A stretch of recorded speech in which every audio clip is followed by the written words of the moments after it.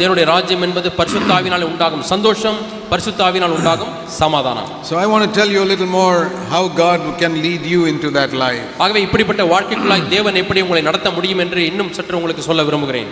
The first thing I want to explain to you is this. நான் உங்களுக்கு விளக்கி சொல்லக்கூடிய முதல் காரியம் இதுதான். God made an old covenant with Israel. இஸ்ரவேல் மக்களோடு கூட தேவன் ஒரு பழைய உடன்படிக்கையை செய்தார். The 10 commandments was part of that. அதிலே ஒரு பகுதி தான் 10 கற்பனைகள். That is not the standard for us. அது நம்முடைய தரம் அல்ல.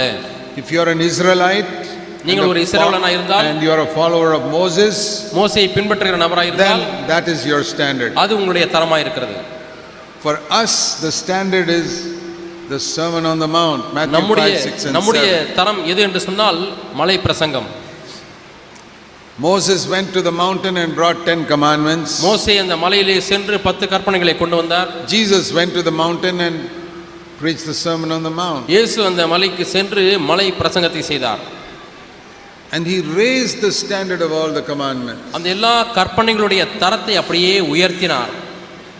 Like I said, நான் சொன்னது போல, not you shall not murder, but you shall not be angry. கொலை செய்யாதிருப்பாயாக என்கிற தரம் அல்ல, அதை விட மேலான தரம் கோபப்படாதிருப்பாயாக. Not you shall not commit adultery, but you shall not lust after a woman. விபசாரம் செய்யாதிருப்பாய் என்பதல்ல, அதை காட்டிலும் மேலாக ஒரு ஸ்திரீ இச்சியாதிருப்பாயாக. Not you shall not bear false witness in a court, but you shall always speak the truth.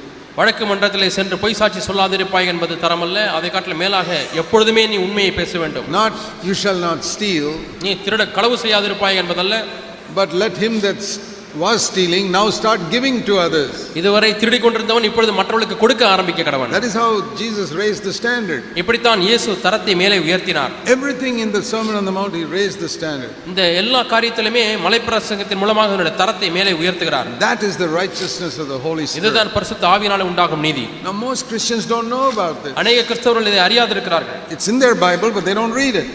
அவருடைய வேதத்தில் இருந்தாலும் அதை வாசிப்பதில்லை. And if they read it they don't know how to come to this life. அப்படியே அதை வாசித்தாலும் இந்த வாழ்க்கைக்குள்ளாக எப்படி வருவது என்று அறியாதிருக்கிறார்கள். Because they don't know how to be filled with the Holy Spirit. ஏனென்றால் எப்படி பரிசுத்த ஆவியானவரால் நிரப்பப்படுவது என்பதை அறியாதிருக்கிறார்கள். They think fullness of the Holy Spirit is just speaking in tongues like the Pentecostals say. பரிசுத்த ஆவியானவரால் நிறையப்பட்டிருப்பது என்று சொன்னால் அந்நிய பாஷை மட்டும் பேசிக்கொண்டே இருப்பது என்று நினைக்கிறார்கள். பெந்தெகோஸ்தியர்கள் அப்படி சொல்கிறார்கள். இல்லை.